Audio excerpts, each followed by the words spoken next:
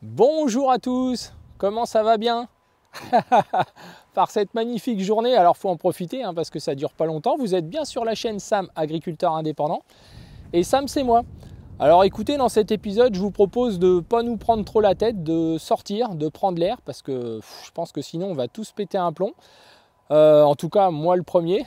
Donc j'ai pas de programme défini, juste vous emmener avec moi, voir 3-4 cultures qui entourent la ferme. Regardez un petit peu les structures, on a pris 240 mm là au total. Et ça vous permettra peut-être de comparer avec ce que vous voyez autour de vous.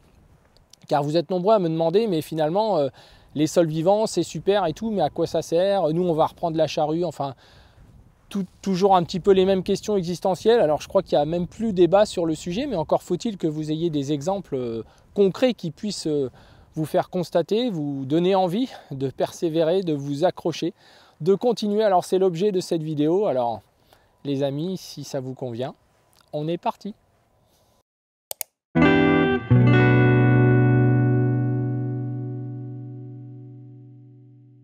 Alors je ne vais pas aller bien loin, je vais commencer par le colza qui est juste derrière la ferme.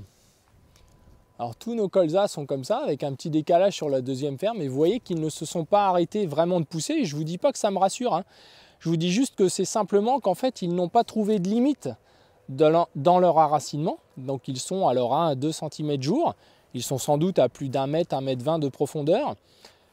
Ils trouvent toujours de l'alimentation, c'est ce qui explique qu'ils soient dans un état végétatif aussi performant, par rapport peut-être à ce que vous pouvez avoir autour de vous. Je vous montrerai ensuite la structure, mais si vous regardez juste comme ça, vous voyez que là c'est parti, ça bosse dur.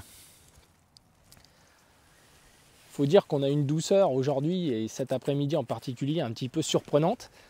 Je ne vous cache pas que j'aimerais bien que ça se calme un petit peu, ne serait-ce que pour, lorsque les conditions le permettront, faire des désherbages de qualité. Alors on va continuer, on va aller voir le blé de tournesol, on va aller voir de l'escourgeon, et on finira par les couverts végétaux. Ça vous convient? Allez, on va prendre l'air. Alors on est arrivé dans le premier blé que nous avons semé, le blé de tournesol, qui a été roulé si vous vous rappelez bien. Alors, vous voyez au niveau structure, 240 mm, je suis en chaussures, ça ne colle pas. C'est une des caractéristiques que vous pourrez observer, ou que vous observez déjà certainement chez vous, lorsque les sols ont une bonne architecture, une bonne porosité, un bon équilibre. On ne s'enfonce pas, on conserve de la portance. Je vais me mettre comme ça pour le vent. On conserve de la portance, on a un bon stockage de l'eau aussi, parce que ce qui compte c'est l'eau utile. Je vous ai déjà parlé de ça au printemps, après l'été, que lorsqu'il y a une pluviométrie, comme on a eu là, 240 mm, ça devrait mouiller 240 cm, c'est-à-dire que ça devrait humecter 2 mètres à 2,50 m de sol sans aucun problème. Lorsque certains d'entre vous me disent « on réutilise la charrue car on ressort de la terre sèche et ça nous permet de semer », aïe aïe aïe, c'était déjà le cas l'année dernière, mais là, aïe aïe aïe. Donc en effet, j'en ai déjà parlé aussi, lorsque le sol n'a pas la bonne porosité qu'il devrait avoir, cette porosité naturelle, qu'il ne se crée que par l'activité biologique, que par les racines, que par cette synergie entre les plantes et le sol, eh bien 1 cm est humecté par 1 mm lorsque tout va bien, mais quand ça ne va pas bien, 1 mm mouille 1 mm. Alors évidemment, avec 200 mm, vous imaginez la catastrophe, ça déborde de partout. Alors évidemment, ça n'explique pas tout ce qui se passe à droite à gauche, mais on doit quand même s'interroger un tout petit peu, car si on ne le fait pas, j'ai beaucoup de crainte pour l'avenir. Notre métier par nature, c'est de s'interroger. Allez, on continue. Alors dans cette parcelle de blé de tournesol, il n'y a évidemment eu qu'un seul désherbage, au regard des conditions climatiques, mais ça reste propre, à part quelques repousses de tournesol. On observe aussi que après le roulage, on voit à quel point tout ce que vous pouvez voir ici par exemple, c'est de la terre qui a été ingérée par l'activité biologique. Regardez cette tige de tournesol qui est rentrée en terre par les vers anéciques. C'est toujours un vrai bonheur de regarder les sols évoluer positivement après tous les efforts que l'on fait tout au long de l'année et que j'essaie de partager avec vous dans toutes les vidéos. Alors on est bien loin de certaines vidéos avec du matériel qui s'enlise jusqu'aux essieux à se tirer les uns les autres avec une certaine satisfaction. Je vous avoue que ça m'affole toujours quand je vois le nombre d'années de réparation que cela va engendrer et surtout l'impact durable sur l'activité biologique que je pense chacun d'entre vous mesurer à sa juste valeur. Alors on va continuer par les escourgeons. Alors on est de l'autre côté de la route, en face de notre ferme, dans les parcelles d'escourgeons que nous avons semées jusqu'à l'autre bout là-bas. Donc il n'y a eu qu'un seul désherbage qui honnêtement a bien marqué, il faut reconnaître. Ça a duré plus longtemps qu'à l'accoutumée. Habituellement ça ne se voit pas très longtemps. Mais là l'accumulation de pluie, selon les niveaux d'argile, a fait fonctionner davantage les produits. On prévoit bien sûr de repasser une deuxième fois avec des produits racinaires et peut-être un petit peu de foliaire. Pour l'instant, ça ne se ressalit pas ici. C'est un petit peu moins le cas, vous l'avez vu dans une des vidéos Tour de plaine d'automne sur l'autre ferme, où on a déjà des cils qui réapparaissent et qui ont grandi depuis, sans possibilité de réintervenir. Et puis, avec l'eau annoncée sur les produits racinaires, on préfère attendre un petit peu. Ça a l'air de vouloir s'orienter vers quelque chose de mieux. Donc il n'y a pas de date pour désherber. Si on peut donner un conseil technique par rapport à ça, il n'y a pas de date pour désherber jusqu'à janvier, février. Si les conditions le permettent, c'est les conditions qui le permettent, pas les stades des cultures, rien. C'est ça qui permet d'intervenir. Donc en gros, rien n'est perdu, si je peux vous remonter le moral à tous. Alors, je vais vous faire un petit gros plan en structure, juste pour vous montrer à quel point, je vous rappelle, ces sols-là ont été roulés. Et vous voyez à quel point tout est déjà en train de se faire complètement exploser. Les pailles restent une belle couleur blonde. On en a déjà parlé, c'est un signe important. Ça fait vraiment du bien de prendre l'air, je le redis, mais j'espère que c'est pareil pour vous. Mais quel bonheur, quel bonheur. Surtout, voilà, on fait tout ça pour ça. Donc je vous refais un gros plan de cette parcelle-là, sans prétention. On va continuer vers un autre blé de tournesol. Vous vous rappelez, c'est l'ensemble de la plaine, là, ici, devant la ferme. On ne va pas aller très loin. Et on finira par un couvert végétal. Ça vous convient? Alors, un petit gros plan de la structure et on continue. Alors, je vais vous montrer la structure. Donc, on est dans une orge fourragère. C'est de la zébra qu'on a semée jusqu'à l'autre bout là-bas, jusqu'où il y a la route. Donc ces parcelles avaient été roulées, si vous vous rappelez. Donc voilà la structure. Donc évidemment, ça peine pas du tout, et surtout qu'une orge est très sensible, très fragile. Et on voit que le sol est tout simplement travaillé par nos associés. Alors on a quelques pertes de pieds, si on regarde bien. Donc là, on est juste de l'autre côté de la ferme.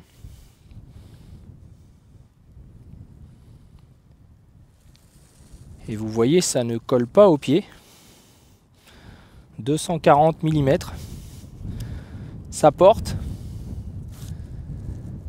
Et en gros, seules les conditions de vent ne nous permettent pas d'intervenir au niveau des désherbages. Regardez comment c'est labouré, si on peut dire par là. Et ça ne va faire que de s'accentuer jusqu'au printemps. Je pense que les constats, c'est toujours ce qu'il y a de plus important. Je le dis et le redis sur cette chaîne. C'est pas le travail du sol qui est un frein à l'activité biologique, c'est de la façon dont on l'utilise. Au contraire, le travail du sol peut être un très bon atout, un bon partenaire pour accélérer les choses, car on est tous pareils, on n'a pas tellement le temps. Regardez à quel point entre les rangs de l'escourgeon, c'est complètement brassé par la vie du sol. Et ça va s'accentuer jusqu'au printemps. Allez, on continue. Alors vous vous rappelez que ces parcelles n'ont été travaillées que 10-15 jours après la moissonneuse batteuse, avec 2 passages consécutifs par séquence, et que nous sommes revenus après 8 semaines sans y toucher pour le semis directement. Et on a effectué un roulage car on trouvait que le sol était un petit peu soufflé par les conditions climatiques. Et donc depuis, on a pris 240 mm. Alors c'est bien moins que beaucoup de régions, bien entendu, hein. Ça c'est sûr. Alors la présence de paille, la couleur des résidus, hein, toujours important. Et évidemment la présence de nos associés qui effectuent le travail à notre place, à nos côtés, de réincorporation de la matière organique dans les horizons de profondeur, mais aussi la remontée, et c'est presque au moins aussi important, la remontée des éléments qui ont tendance à descendre, les pertes de quelques argiles, les remontées de carbonate de calcium, bref, tout ce qu'il faut pour que ça se passe bien et que l'orge ait bonne mine, hein, surtout par les temps qui courent. C'est plutôt rare, comme les colzas qu'on a vus tout à l'heure. Allez, on continue. Alors on va en profiter pour regarder notre petit piège puceron qu'on avait mis au dernier tour de plaine, si vous vous rappelez. Donc vous voyez, d'ailleurs, je vais vous le montrer en détail. On n'a pas de vol, on n'a pas de problème avec les conditions climatiques actuelles qui durent, de vent, de pluie. C'est tant mieux, c'est une chose de moins à faire. Donc le petit nettoyage d'hiver, hein, vous voyez ce que je veux dire. Mais pour ça, il faut regarder. Certains ont déjà été sur le site, hein, c'est bien, hein. C'est pas la peine de se mettre à quatre pattes quand on peut regarder un piège comme ça, non? Allez, on continue. Alors là, on est dans un blé de tournesol. Alors évidemment, on voit tout de suite, pour la structure, toujours le même lien avec la terre fine que l'on fait. Et là, on l'a fait malgré nous, hein, si vous vous rappelez. Évidemment, on voit, hein, la présence de trous, etc. Mais c'est plus compliqué pour la présence de vers anéciques. Déjà, tout simplement parce qu'il y a moins à manger. Il n'y a pas de paille. Les coutons de colza, c'est quelque chose qui ne se digère pas comme ça, hein, bien entendu. C'est plutôt les champignons qui vont faire le gros du boulot, ou les petits coutons, comme on a vu tout à l'heure, qui sont incorporés par les vers anéciques. Mais là, nous concernant, ça fait forcément moins de terricule. Alors c'est plus en surface, parce que on a toujours la même portance. Ça ne colle pas, donc on n'a pas de saturation en eau, hein, c'est ça que ça veut dire. Pendant qu'on y est, on va regarder aussi l'autre piège. On ne l'a pas regardé tout à l'heure dans le premier blé, mais voilà, donc vous voyez, au niveau piégeage. Alors si jamais vous recevez des avertissements par chez vous, vous pourriez être tenté d'y aller. Mais si vous avez un piège, vous n'êtes pas tenté, vous êtes sûr. Et ça, par les temps qui courent, encore une fois, être sûr de quelque chose, n'est-ce pas là le plus gros atout qu'on peut avoir? Allez, on va aller voir les couverts végétaux pour finir cette vidéo. Et franchement, je sais pas vous, mais ça me fait un bien fou. On a un métier formidable, sous réserve qu'on y revienne et que ce soit ça notre métier, l'essentiel. Observer, regarder, comprendre, apprendre. Et c'est pas avec la bande de guignols qui parfois nous entourent qu'ils vont pouvoir nous apporter quelque chose, parce que ils y sont pas dans les champs. Non, non, c'est vous qui devez y aller. C'est vous qui savez. Les vrais techniciens, c'est vous. Jamais l'oublier, ça.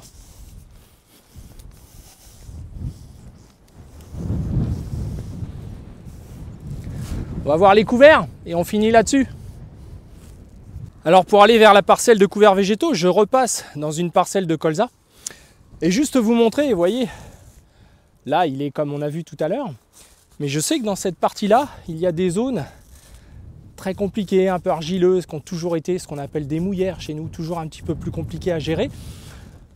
Quand ça reste humide tout le temps, quand on intervient, c'est jamais l'idéal, c'est ou trop ou pas assez, vous voyez ce que je veux dire, et c'est un peu un cercle vicieux.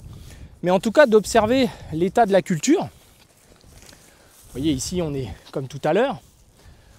Par contre, ici, on voit qu'on a des ronds. Hein, vous voyez, un petit peu, qui ont les couleurs, qui commencent un petit peu à peiner un petit peu. C'est un critère de structure, les amis. Quand vous voyez, c'est bien de dire il est en fin d'azote, tout ce qu'on peut voir actuellement dans les vidéos qui expliquent l'état des stades des cultures de différents intervenants. Mais ne pas se dire qu'il y a un lien avec l'état structurel du sol, l'architecture du sol, l'activité biologique et sa mise à disposition des éléments nutritifs. Si on ne le fait pas, on est à côté de la plaque, le diagnostic n'est pas bon. Car c'est quoi la solution prochaine? C'est d'apporter des nutriments pour qu'il n'y ait plus les fins d'azote? Non, c'est l'activité biologique qui va faire ce boulot. C'est la structure, et ça prend plusieurs années. Très très important. Et pour se faire aider, eh bien on utilise les couverts végétaux, qu'on va aller voir aussi. Et d'ailleurs, leur état nous en dit long aussi, sur l'état de vos sols, de nos sols, sur leur état biologique. Bien évidemment, l'année climatique permet ou pas de réussir nos couverts. Je ne vous l'ai pas caché, on se remet à faire des couverts cette année, comme on les faisait il y a 4-5 ans. Depuis 4-5 ans, on galérait sérieux. Là, on revient à quelque chose d'efficace et d'utile, et au moins aussi utile que ce qu'on peut voir avec des semis directs derrière la moissonneuse, etc. Donc là, on va en parler dans le couvert. Allez, on y va. Décidément, j'ai toujours des choses à dire. Après tout, hein, c'est un tour de plaine informel entre vous et moi. La couleur des résidus. Vous vous rappelez tout à l'heure dans le colza, les pailles, dans l'orge, dans le blé, tout était d'une belle couleur blonde.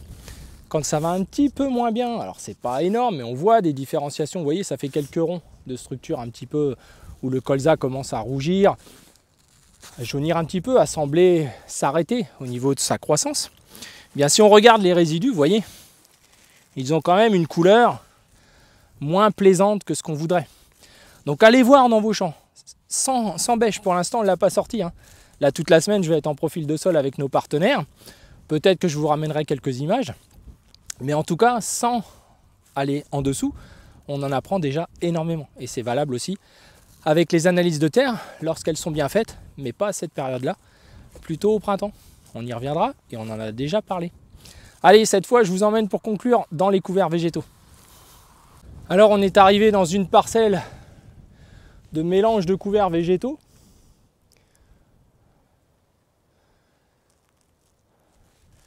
Ça évolue tranquillement, hein, c'est super. On a vraiment l'expression de tous les mélanges. On va y revenir, hein, on ira un peu voir en dessous ce qui se passe.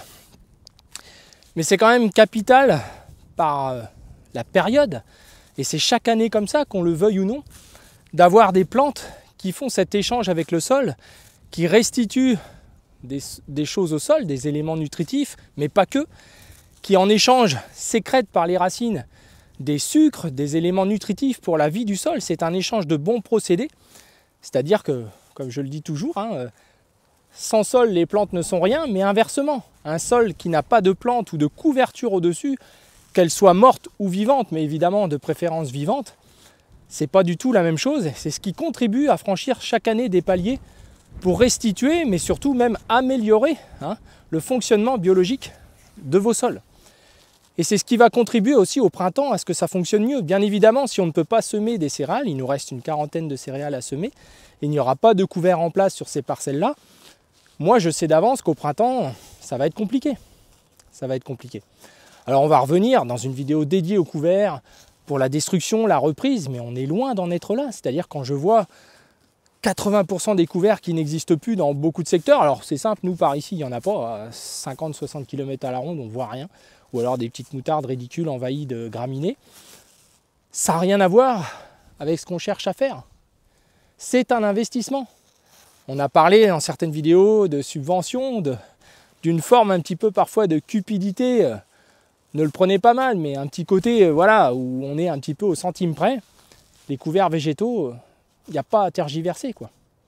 Il n'y a pas à tergiverser, c'est 40-50 €, ou alors on essaye de se faire un réseau où on échange nos semences entre nous, mais c'est 5, 6, 7, 8, 9, 10 plantes. Plus il y aura de plantes, et mieux ça fonctionnera. Plus vous le ferez de manière répétée, et soyez pas aussi trop impatients.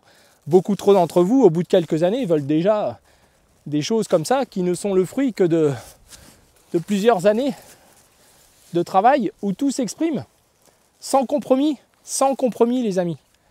C'est là qu'il ne faut pas en avoir. Les compromis, moi j'ai jamais été pour les compromis. Au fond, quand on fait un compromis, c'est déjà que... Voilà, l'agriculture, c'est vrai que c'est des compromis, mais il faut essayer de suivre sa ligne. Si on met le sol au centre, il y a une ligne à suivre. Certains d'entre vous me parlent de charrue en ce moment, qui va leur sauver la mise, etc. Bah, vous êtes déjà dans le compromis. Vous ne pourrez pas progresser comme vous le souhaitez. Non pas que la charrue soit un problème en soi, hein, mais c'est que si par rapport à votre ligne, déjà vous dérivez parce qu'on a une année compliquée, pas facile. Il faut un petit peu de caractère, d'ambition, de persuasion, de ténacité. Hein. Et je sais que beaucoup d'entre vous, c'est ce qui vous motive en fait. Et puis on est récompensé ensuite. Hein, si on regarde tout ce qui se passe sous nos pieds lorsque le couvert est propre. Hein. Vous voyez, il n'y a rien d'autre que le couvert végétal. Et on y reviendra aussi dans une vidéo dédiée, mais ce n'est pas de la magie. C'est de procéder comme on l'a fait nous, par le bon sens. Certains montrent aujourd'hui des vidéos d'un ressemis qui a été fait après un couvert fait au cul de la moissonneuse-batteuse. Il n'est pas déjà comme celui-là. À 15 jours près, on s'est recréé un travail supplémentaire. Alors oui, nous, on a travaillé le sol une fois, mais il y a eu des intérêts. Hein, on ne va pas y revenir. Mais sur voilà, l'évolution des pailles, etc. Là, aujourd'hui, on a les plantes qui sont moins concurrencées. La décomposition des pailles a été améliorée par l'aide du travail du sol. Par l'activité biologique qui ici a du recul. Sur l'autre site, on a un peu plus l'expression des crucifères parce qu'il y a moins d'azote disponible, il y a moins de recul. Là, ça n'est pas le cas. Donc c'est très très important. Alors on va broyer ça, ces couverts-là, dans 1 mois et demi, je pense, fin du mois de décembre. On va voir selon les conditions climatiques. C'est vrai que ces douceurs-là, vous voyez, ça évolue quand même lentement. Hein. Certains s'affolaient d'avoir les premières fleurs, mais si vous avez des nutriments à disposition, une bonne structure de profondeur, lorsque vos plantes vont vite à la reproduction, c'est qu'elles n'ont pas ce qu'il faut pour se nourrir. Il n'y a pas à tortiller. Il ne faut pas le remuer dans tous les sens. Ce n'est pas une histoire, il manque de l'eau, il manque tout ça. Bien évidemment que ça joue, mais principalement c'est ça. Donc là, avec les conditions que nous avons tous eues globalement, vos couverts, s'ils n'ont pas un développement harmonieux de toutes les espèces et qu'ils sont déjà arrivés à graines pour 100% d'entre eux, c'est aussi un indicateur que vous avez juste encore du travail, qu'on a tous encore du travail. Voilà. C'est en toute humilité, hein, c'est vraiment important. Voilà. Donc évidemment, le broyage va faire qu'on va restituer au sol une partie de ces nutriments faciles à digérer, mais moi ce que je veux, c'est que ma ration pour mes animaux du sol, parce que moi aussi je suis éleveur les amis, je veux que ça monte en carbone, pas que ça d'ailleurs, mes radis, mon lin, tout ce qui va tout doucement aller vers la maturité. Donc j'équilibre ma ration par rapport à mes légumineuses qui sont au pied, mes radis structurants là ici, qui sont eux remplis d'éléments faciles et solubles. L'ensemble des deux ensemble va nous faire une ration harmonieuse et positive pour développer l'activité biologique de nos sols. C'est que du bon sens et on part tous dans tous les sens. Alors ce qu'il faut, c'est comprendre les choses. Et je pense que voilà, je n'aurai pas assez d'une vie, mais en tout cas, voilà, on ne va pas répéter toute notre vie des choses qu'on a déjà dites. Mais par les preuves, je pense que vous êtes des gens pragmatiques, pratiques. Si vous voyez des choses concrètes, peut-être que on arrêtera de se raconter d'histoires et être dans l'apparence. Ce qui compte, c'est le résultat. Quelles que soient, entre guillemets, les petites différences qu'on peut avoir avec la théorie. Voilà. C'est important de le dire. Hein, voilà. Donc on y reviendra dans une vidéo dédiée. Alors écoutez les amis, j'espère que vous êtes optimistes. Hein. Par les temps qui courent, c'est pas facile. Pour être optimiste, il faut avoir de la perspective. On n'en a pas beaucoup.